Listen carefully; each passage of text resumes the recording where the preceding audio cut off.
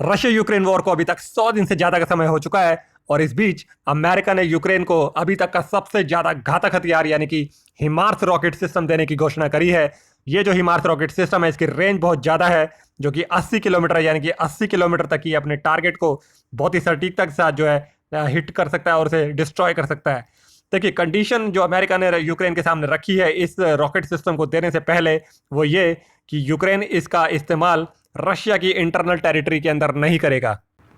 देखिए, ऐसा नहीं है कि अभी तक जो है रशिया यूक्रेन वॉर में इस तरह के रॉकेट सिस्टम का इस्तेमाल नहीं हो रहा है। दोनों ही देश, यूक्रेन हो चाहे रशिया हो, दोनों ही इस तरह के रॉकेट सिस्टम जो कि मल्टीपल रॉकेट्स लॉन्च कर सकते हैं, मल्टीपल टारगेट्स को एक साथ जो हिट कर सकते हैं, दोनों ही देश इसका इस्तेमाल कर रहे हैं। लेकिन ये जो आधुनिक सिस्टम है, अमेरिका जो देने वाला है यूक्रेन को हिमार्स रॉकेट सिस्टम, ये बहुत ज़्यादा एडवांस्ड है और इसकी रेंज भी काफ़ी लंबी है। लॉन्ग रेंज मिसाइल सिस्टम है, 80 किलोमीटर तक की जो है टारगेट कर सकता है।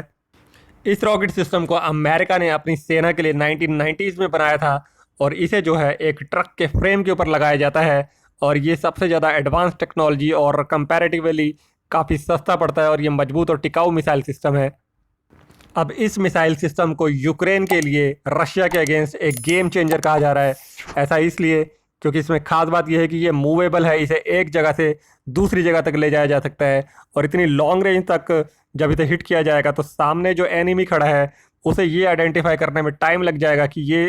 ये अटैक कहाँ से हुआ है, और जब तक वो इसे आइडेंटिफाई करेगा तब तक वो ट्रक को जो है मूव किया जा सकता है किसी दूसरी लोकेशन पे। देखिए, ऐसा नहीं है कि ये सिस्टम पहली बार यूज़ हो रहा है। इस तरह का जो रॉकेट सिस्टम है, जो मल्टीपल रॉकेट सिस्टम है, पिनाका मिसाइल सिस्टम, वो इंडिया ने कारगिल वॉर में पाकिस्तान के खिलाफ भी यूज़ करा था इस तरह का रॉकेट सिस्टम।